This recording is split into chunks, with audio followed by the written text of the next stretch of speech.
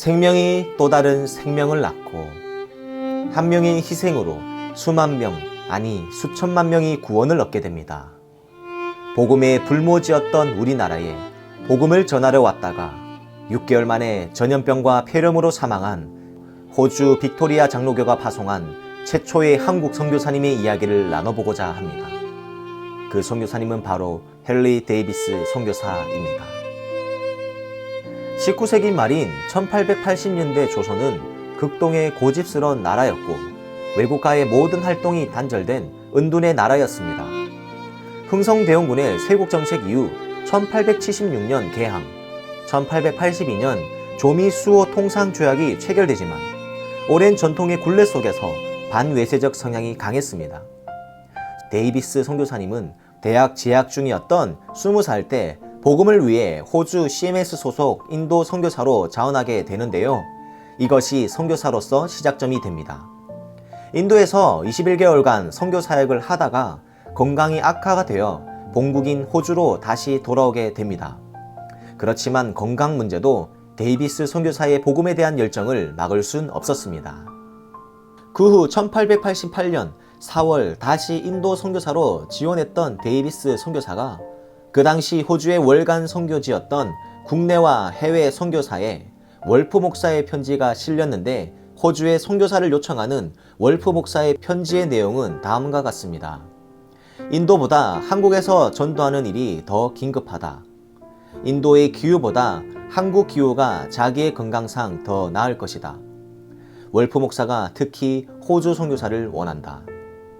1889년 8월에 목사 안수를 받고 선교의 자유가 공적으로 인정되기 이전이었던 조선 땅에 그의 누나 메리와 함께 8월 28일 시드니에서 조선을 향하는 배에 몸을 싣게 됩니다.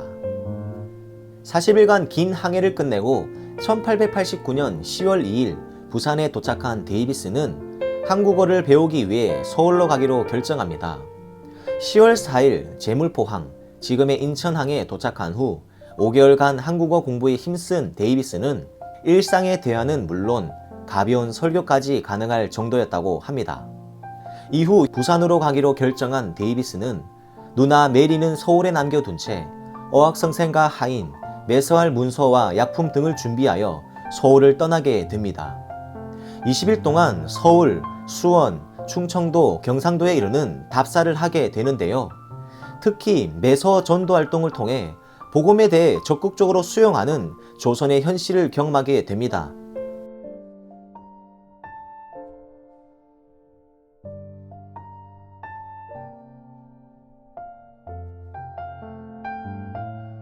네, 여기는 대청동에 있는 복병산 인근인데요.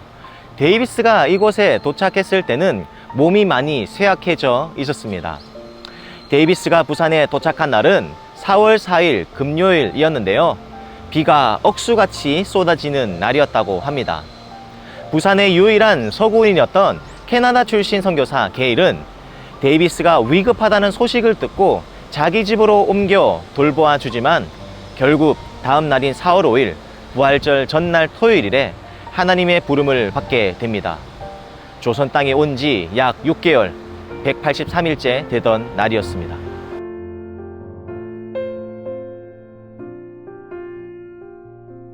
데이비스는 지금 이곳 복병산에 묻혀졌다고 하는데요. 그의 묘비에는 사는 것이 그리스도, 죽는 것도 유익하다라고 새겨졌다고 합니다. 그의 무덤은 전쟁과 재개발로 인해서 지금은 흔적도 없이 사라졌다고 하는데요. 그러나 그의 추모비는 부산진 교회에 세워졌다고 합니다.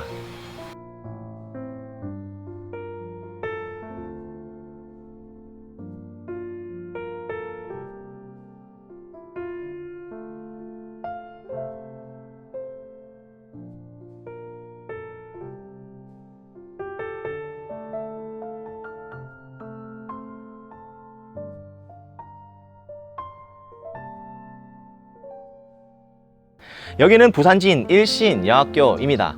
데이비스 순교 5년 후인 1895년 호주 장로교에 의해서 세워진 학교입니다. 데이비스가 순교하고 한 달 뒤인 5월 6일 호주 멜버른의 스콧 교회에서 장례를 경한 추모 예배가 있었다고 하는데요. 그때 그의 순교 소식을 듣고 호주인 마음속에 데이비스의 사명이 다시 살아나게 됩니다. 그날 이후 수많은 호주인들이 한국 선교를 자원하기 시작합니다. 헨리 데이비스 선교사 이후 한국으로 파송된 호주 선교사는 130여 명에 이르게 되는데요.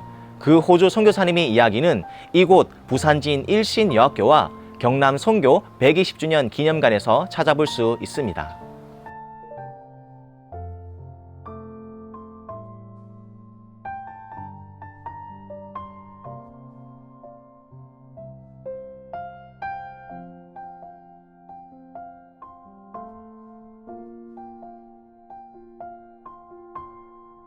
여기는 마산 진동에 위치한 경남 선교 120주년 기념관입니다. 헨리 데이비스 선교사님의 죽음으로 호주 빅토리아 장로교의 한국 선교가 끝나는 것처럼 보였습니다.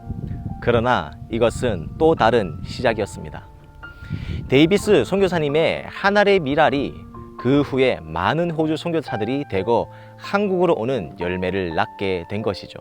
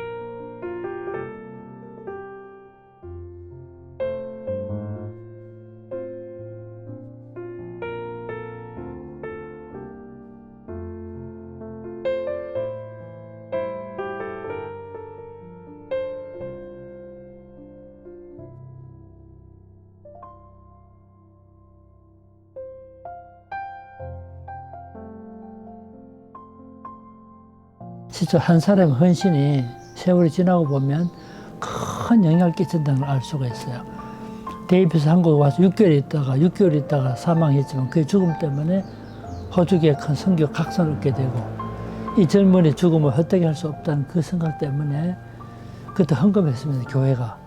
요즘 말하면 주일학교 학생까지 헌금해서 그 기금을 만들고 선교사를 파송하고 그 결과로 해방 전까지 78명, 해방 이후까지 126명의 선교사가 부산 경남지방에서 일하게 됐던 것은 결국은 한 사람의 헌신의 희생 때문에 가능했기 때문에 저는 그렇게 생각해요. 선교는 헌신이다.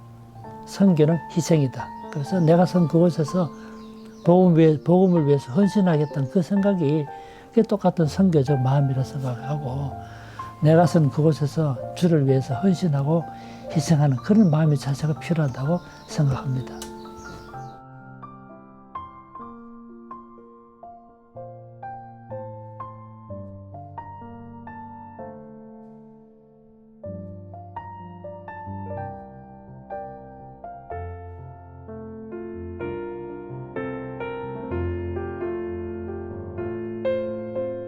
대굴대굴 교회여행 5번째 편 참여 방법을 알려드리겠습니다.